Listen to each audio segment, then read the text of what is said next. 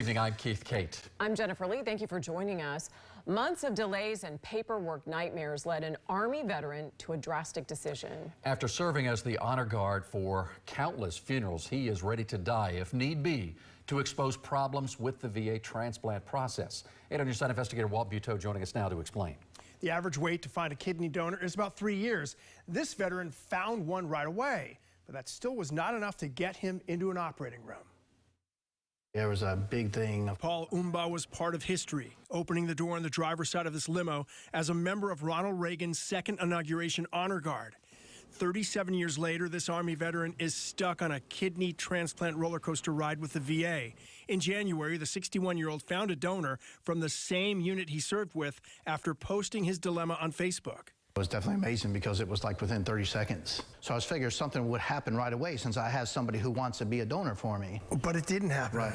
They didn't contact him or nothing, and he had called, left messages. Umba tells me it took the VA 4 months to finally contact the donor. And his wife says every time he called trying to push the process forward, he was asked the same questions. Somebody that is so sick, nobody knows what's going on with him, and he has to explain it to them every time. Over and over. Over and over. After the delays, Umba went outside the VA through community care that allowed a civilian doctor to perform the transplant. But while the VA agreed to cover Umba's surgery, he says the donor was asked to pay his own medical expenses. You have somebody that can save my life, but you're telling me that they would have to pay to do that.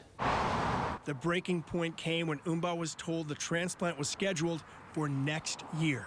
I have a donor. I have someone who can give me a kidney. Why would I have to wait till at the very least January to get it done? Umba says prayer with his wife helped him make a life or death decision. He decided to stop dialysis and was given 10 days to live. You're supposed to be dead this week. Yes, supposed to be dead by Thursday.